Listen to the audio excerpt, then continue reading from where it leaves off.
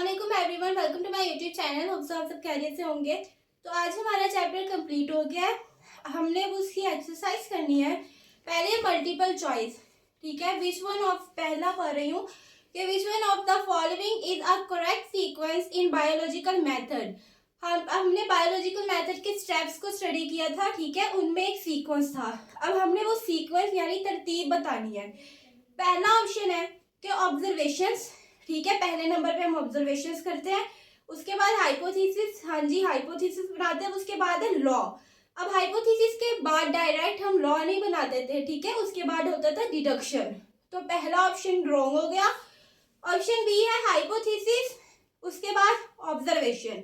ये भी रॉन्ग हो गया क्योंकि हम ऑब्जर्वेशन पहले करते हैं, उसके बाद हाइपोथेसिस बनाते हैं।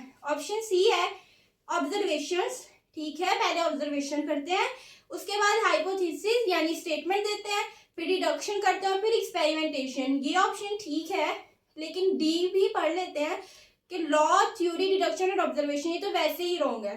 तो पहला जो एमसीक्यूज है उसका आंसर है सी। उसके बाद दूसरा एमसीक्यूज है कि which one of these is not a characteristic of a hypothesis. अब लोग जो है ना यहाँ पे गलती कर देते हैं। यहाँ पे उन्होंने पूछा हुआ है कि हाइपोथेसिस की कैरेक्टरिस्टिक नहीं है, ठीक है। बच्चे समझ लेते हैं कि उन्होंने पूछा है कि हाइपोथेसिस की खसूसियत बताओ, और वो गलत एमसीक्यूज पे टिक लगा के आ जाते हैं। लेकिन यहाँ पे उन्होंने पूछा हुआ है कि ऑप्शंस बताए में इनमें से बताओ कि हाइपोथेसिस की कैरेक्टरिस्टिक क्या नहीं है, ठीक है। अब ऑप्शन ए है कि it must be consistent with all available data, कि ये अपने डाटा के साथ कंसिस्टेंट हो, मिलती जुलती हो। Option B must be testable, कि उसे टेस्ट किया जा सके। ऑप्शन बी भी ठीक मतलब कि नहीं है, क्योंकि हम हाइपोथेसिस को टेस्ट कर जो है ना कर सकते हैं, वो टेस्टेबल होनी चाहिए, ये उसकी कैरेक्टरिस्टिक है। सी ऑप्शन है मस्ट बी करेक्ट। अब हमने हाइपोथेसिस के बारे में पढ़ा था कि जो हाइपोथेसिस होती है वो टेंटेटिव एक्सप्लेनेशन होती है, यानी वो 100% करेक्ट नहीं होती। तो मस्ट बी करेक्ट ये हाइपोथेसिस की कैरेक्टरिस्टिक नहीं है, क्योंकि हाइपोथेसिस के लिए जरूरी नहीं है कि वो ठीक हो या गलत हो। वो ठीक भी हो सकती है और गलत भी हो सकती है।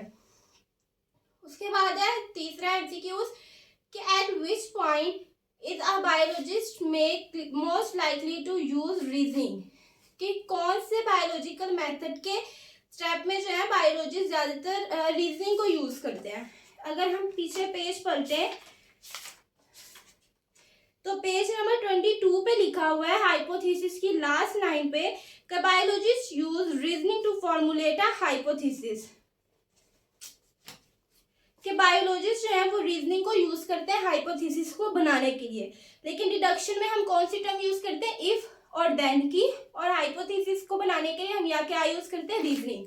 तो इसका आंसर है reasoning, sorry hypothesis, option B during hypothesis formulation. उसके बाद है hypothesis must be testable to be scientifically valid. Being testable means that कि एक हाइपोथेसिस को हम टेस्ट करते हैं, ठीक है, कि वो ठीक है या गलत।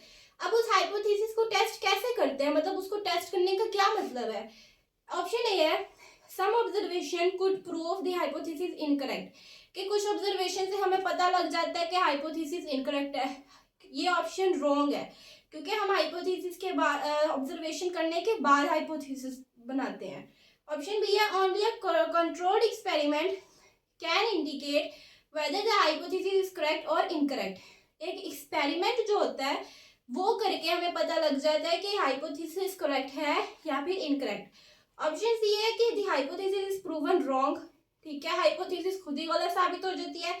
या option D the opposite of hypothesis is tested and proven wrong, ठीक है। अब इसका जो ऑप्शन है वो बी है, क्योंकि हम हाइपोथेसिस के बाद डिडक्शन करते हैं, डिडक्शन करने के बाद हम एक्सपेरिमेंट करते हैं, और एक्सपेरिमेंट में हमें पता लगता है कि हमारी जो हाइपोथेसिस है वो ठीक है या गलत।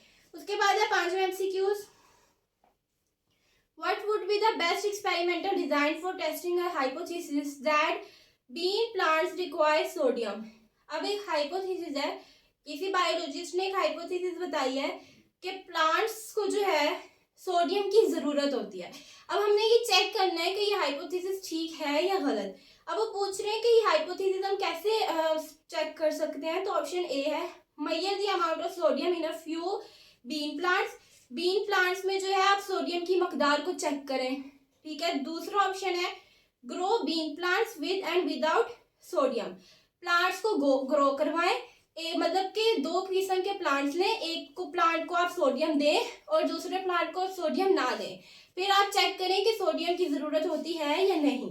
अब ऑप्शन सी है look for sodium in leaf tissues, कि लीफ के टिश्यूज में आप सोडियम को चेक करें, या फिर analyze root contents for sodium, या फिर रूट्स में जो है आप सोडियम के कंटेंट्स को चेक करें। तो इसमें जो सही है वो है ऑप्शन बी, ठीक है। जब हमने कंट्रोल ग्रुप को स्टडी किया था तभी हमने यही बात करी थी कि एक तरफ एक्सपेरिमेंटल ग्रुप होता है और एक तरफ कंट्रोल ग्रुप, ठीक है। एक ग्रुप को जो है हम वो जो अपना वेरिएबल है वो प्रोवाइड करते हैं और दूसरे ग्रुप को वो वेरिएबल प्रोवाइड नहीं करते, और इस तरह हम चेक करते हैं कि ये चीज़ ऐसे है या नहीं। तो ऑप्शन बी है कि हमने दो किस्म के प्लांट्स को ग्रो करवाना है। उसके बाद है A gardener sees a large snake nearby, कि एक गार्डनर है, एक माली है जिसने एक स्नेक को देखा। He knows that generally snakes sting, अब वो जानते हैं कि स्नेक्स जो है वो काटते हैं। So the gardener ran away, तो गार्डनर जो है वो वहां से भाग गया। The gardener did which of the following, Gardner ने क्या किया, रीजनिंग को यूज किया, पहला ऑप्शन। दूसरा ऑप्शन है ऑब्जर्वेशन की, तीसरा ऑप्शन है थ्योरी बनाई, या चौथा ऑप्शन है अपनी हाइपोथेसिस को चेक किया।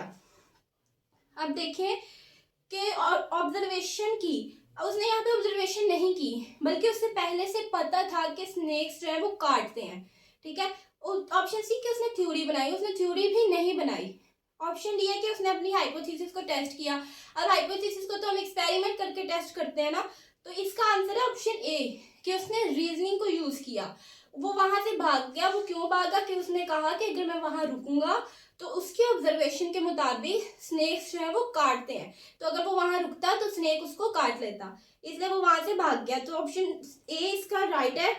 उसके बाद है scientific theory has which of the following properties, एक साइंटिफिक थ्योरी है उसके पास कौन सी प्रॉपर्टी होनी चाहिए। It agrees with available evidence, कि वो दिए गए सबूत के साथ एग्री कर रही हो। Option B it can not be rejected, कि उसे रिजेक्ट ना किया जाए। अब हमने थ्योरी को स्टडी जब किया था हमने कहा था कि इसको जो है गलत साबित किया जा भी सकता है और नहीं भी। और ऑप्शन सी है it has been absolutely proven, कि उसे एक बार जो है साबित किया गया हो एक्सपेरिमेंट करके। ऑप्शन डी है it does not need to be altered in the light of new evidence, कि नए सबूत आने पर उससे बदलने की जरूरत ना हो। तो इसका आंसर है ऑप्शन सी, कि उसको पहले टेस्ट किया गया हो और उसका जो एक्सपेरिमेंट करके एक बार रिजल्ट उसका आ गया हो, वो होती है थ्योरी। उसके बाद है experimentation is only a step of the scientific process but it is very important because it always. अब एक्सपेरिमेंटेशन जो है वो बायोलॉजिकल मेथड का एक स्टेप है। अब वो इम्पोर्टेंट है लेकिन क्यों। Option A gives the biologist a correct result, कि वो बायोलॉजिस्ट को हमेशा करेक्ट रिजल्ट देता है इसलिए एक्सपेरिमेंटेशन जरूरी है। Option B allows rejection of some alternative hypothesis, कुछ हाइपोथेसिस कोई रिजेक्शन को अलाउ कर दे। या ऑप्शन सी है ensure that hypothesis can be confirmed with certainty. या ऑप्शन डी है give scientist a chance to work in the laboratory. अब इसमें जो ऑप्शन है वो सी है कि एक्सपेरिमेंटेशन करने के बाद हमें ये पता चलता है कि हमारी हाइपोथेसिस ठीक है या फिर गलत, तो इसका ऑप्शन है सी। उसके बाद एमसीक्यूज है कि you are testing a hypothesis, students learn more if they drink tea before sitting for study.